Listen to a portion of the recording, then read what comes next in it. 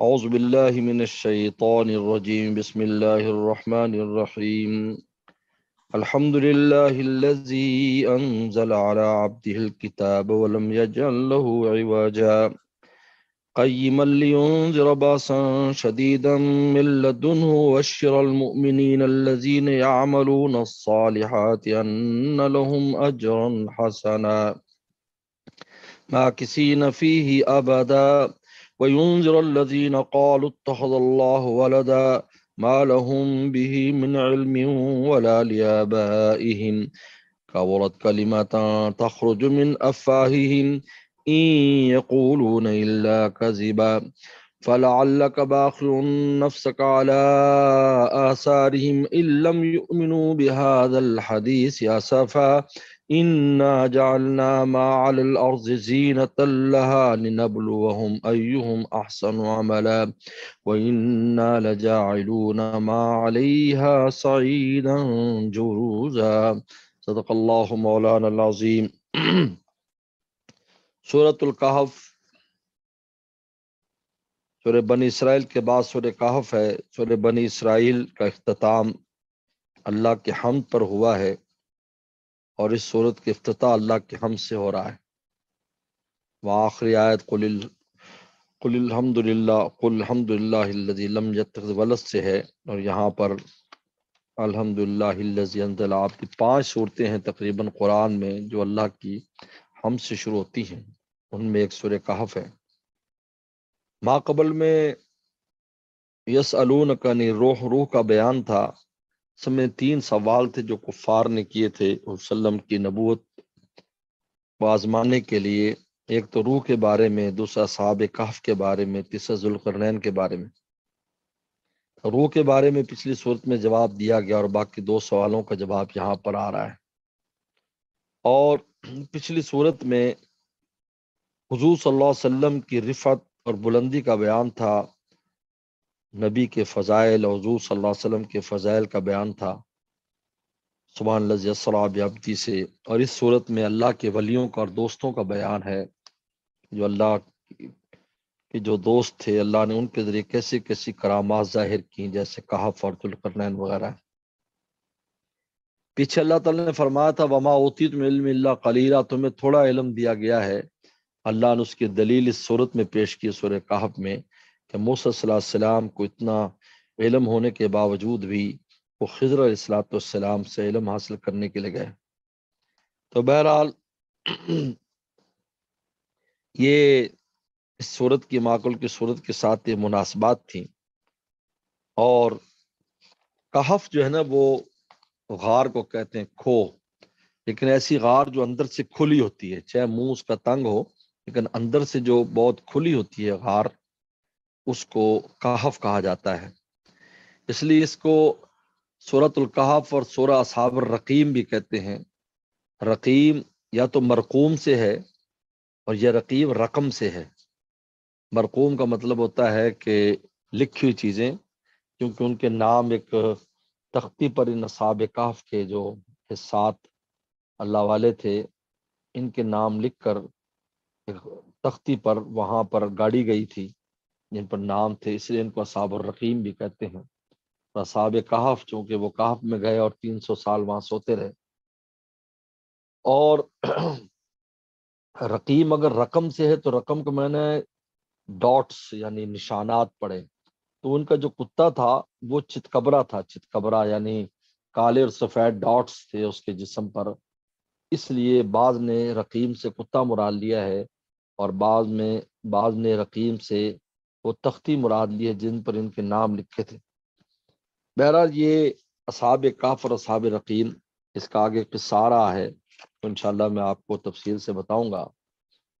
ایک بات یاد رکھیں کہ جب نبی اور بادشاہت، نبوت اور بادشاہت اکٹھی ہوتی ہے تو وہ خلافت الہی کہلاتی ہے۔ وہ اللہ کا خلیفہ ہوتا ہے جس میں نبوت اور بادشاہت اکٹھی ہو جائے، جیسے داؤد السلام تھے، سلیمان السلام تھے، خود نبی کریم صلی اللہ علیہ وسلم تھے۔ اور جب ولایت اور بادشاہت اکٹھی ہو جاتی ہے تو پھر وہ خلافت راشدہ ہوتی ہے، وہ نبی کا خلیفہ ہوتا ہے، جیسے خلفائے راشدین تھے، جن کے اندر دو چیزیں پائی جاتی تھی۔ اب یہاں سے اللہ تعالیٰ نے اس صورت کو توحید سے شروع کیا ہے، اور سب سے بڑی نعمت جو قرآن مجید تھی اس کا بیان ہے۔ اس صورت میں جو اس صورت کا جو ٹاپک ہے اور اس کا جو موضوع ہے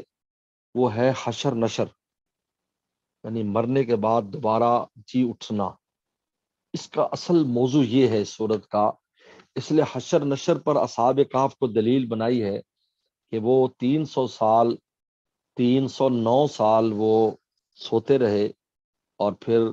309 سال کے بعد وہ بیدار ہوئے، ان سالوں میں نہ کھانا نہ پینا، اس کے بعد وہ دوبارہ بالکل صحیح سالم بیدار ہو گئے۔ تو جو اللہ تعالیٰ اس پر قادر ہے، وہ مرے ہوں کو دوبارہ اسی جسم کے ساتھ زندہ کرنے پر قادر ہے۔ یہی جسم جو دنیا میں ہمارے پاس ہے، اسی جسم پر اللہ تعالیٰ دوبارہ ان انسانوں کو زندہ کر دیں۔ یہ حشر نشر کا جو موضوع ہے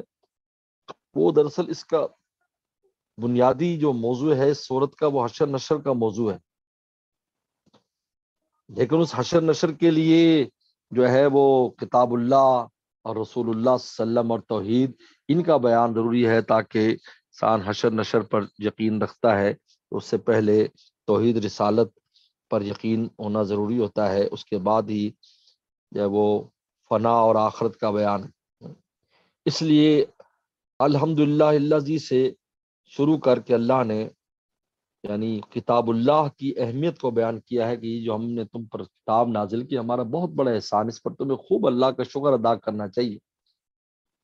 کہ کتاب اللہ اگر ہمارے پاس نہ ہوتی تو ہمیں راستے ہی پتہ نہ ہوتا، اور پھر ہم نے ایسا پیغمبر تمہارے اندر بھیجا ہے کہ جو پیغمبر اس قدر فکر مند ہے کہ وہ اپنی جان تک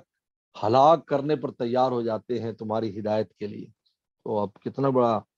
بڑے محسن ہیں پیغمبر اسلام اس امت کے لیے انہوں نے اپنے آپ کو ہلکان کر دیا کہ یہ امت ہدایت پر آ جائے۔ جیسے حدیث میں آتا ہے کہ تقاہمون، تم گھسے چلے جا رہے ہو جہنم میں، انی آخذ بحجزکم، اور میں پیچھے سے تمہاری پیٹھ پکڑ کر تمہیں بچا رہا ہوں۔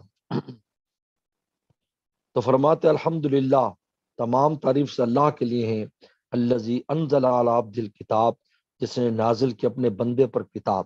عبدی ہی بندے پر وسلم پر کتاب نازل ہوئی، تو آپ رسول ہیں، اور کتاب سے قرآن مراد ہے، انہوں نے نازل کی تمام تعریف سے اللہ کے لیے۔ ولم یجعل له عوجا، اور اس کتاب میں ذرا کجی نہیں رکھی، کوئی کمی نہیں ہے، ظاہری طور پر، باطنی طور پر، فساد بلاغت کے اعتبار سے، معنی کے اعتبار سے،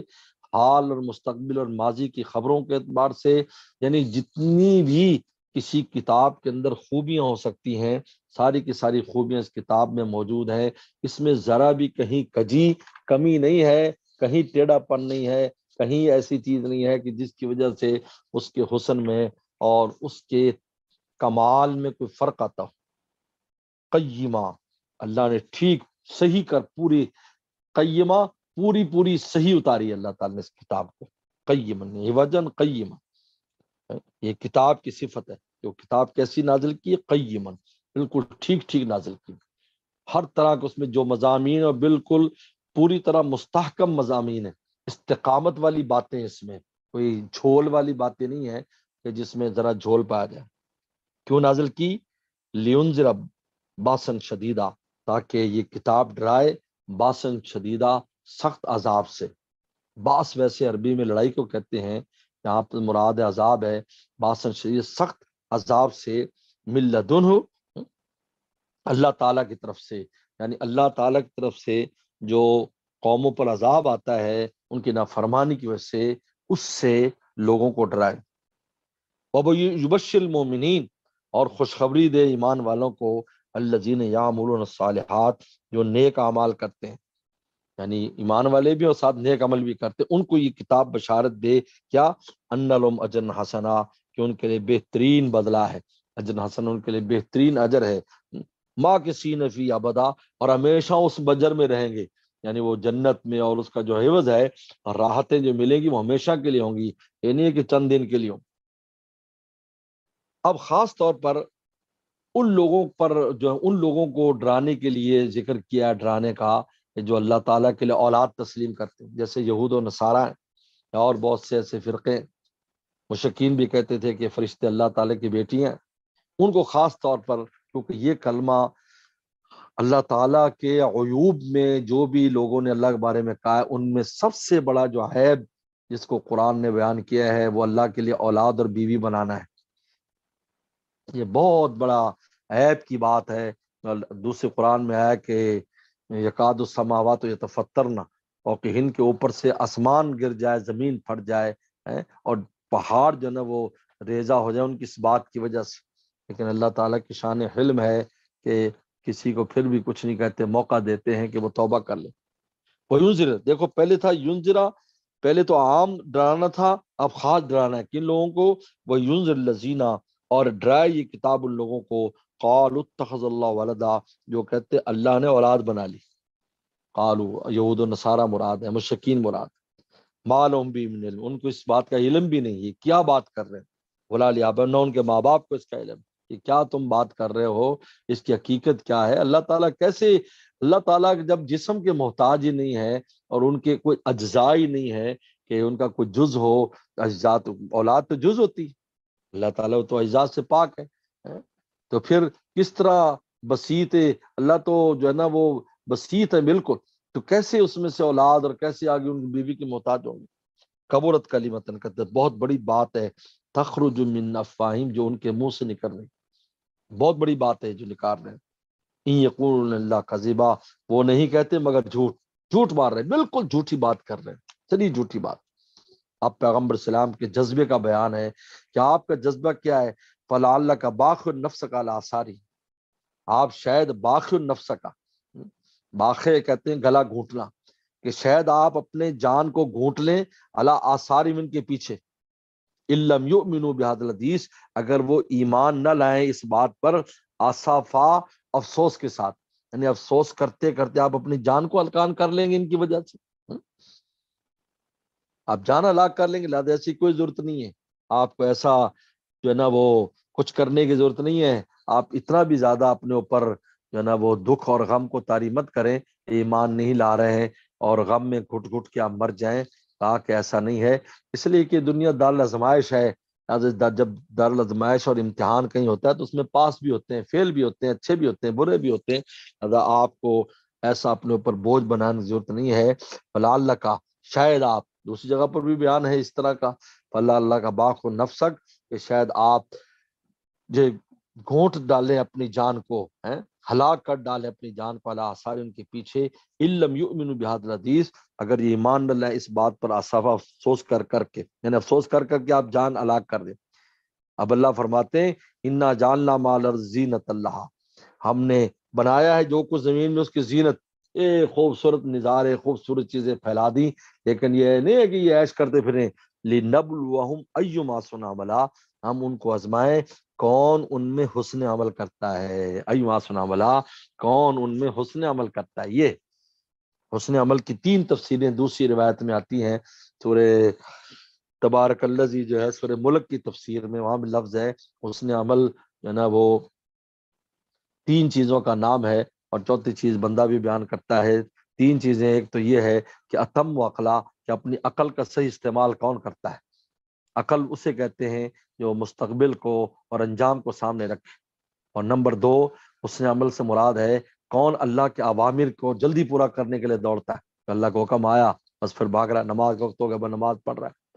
اور تیسرا حسن عمل سے مراد جو ہے وہ اللہ کی منہیات اور منع کردہ چیزوں سے بچنا ہے، اور میں اس کی شرح یہ کرتا ہوں، یہ بھی ہے اس کے ساتھ کیا حسن عمل کہ کس نیت سے عمل کرتا ہے اور کس طریقے پر کرتا ہے، یعنی نیت صحیح ہو اور رسول صلی اللہ علیہ وسلم کا مسنون طریقہ ہو یہ، اور پھر کرنے کے بعد بھی یہ ہو کہ اگر قبول کر لے تو اللہ تعالیٰ آپ کی مہربانی ہے، ورنہ میرا اس عمل اس لائق نہیں ہے کہ وہ قبول ہو، لنبلوہم ایہم احسن عملا۔ تو یہ ساری دنیا کی جو زینتیں بنائیں، کسی کو مال دیا، کسی کو حسن دیا، کسی کو سٹیٹس دیا، مرتبے دیے، اللہ کا نبی، یہ ہماری آزمائش ہے، جب آزمائش ہے تو لہذا آپ کو غم کی ضرورت نہیں ہے، فیل بھی ہوں گے، پاس بھی ہوں گے، وَإِنَّ لَجَاعِلُونَ مَا عَلَيْهَا صَعِيدًا جُرُزًا، اور ایک دن آئے گا کہ ہم کر دیں گے مالی جو کچھ زمین میں ہے صعیدن ایک میدان، جرزا چھانٹ چھانٹ کر، جرزا نے اکھاڑ اکھاڑ کر سب کچھ اکھڑ جائے گا، نہ سمندر رہیں گے، نہ پہاڑ رہیں گے، نہ نہریں رہیں گی، نہ درخت رہیں گے، کچھ نہیں رہے گا، بالکل ایک چھٹیل میدان بنا دیں گے، اور وہاں پر حشر نشر قائم ہو جائے گا اور حساب کتاب شروع ہو جائے گا۔ وَإِنَّ لَجَاعِلُونَ مَا عَلَيْهَا صَعِيدًا جُرُزًا، صعید کہتے ہیں میدان کو، صعید، اور جرزا، جرز کہتے ہیں اکھاڑنا کسی چیز کو، چھاننا اکھاڑنا، تو ہم اس کو بنا دیں گے ایک میدان، اس زمین کو جو آج ایسی خوبصورت زمینیں ہیں، خوبصورت چیزیں ہیں، مکانات ہیں، بلڈنگیں سب ہیں، ہم اکھاڑ کر اس کو جو ہے ایک چٹیل میدان کی طرح کر دیں گے۔ یہ صدق اللہ مولانا العظیم۔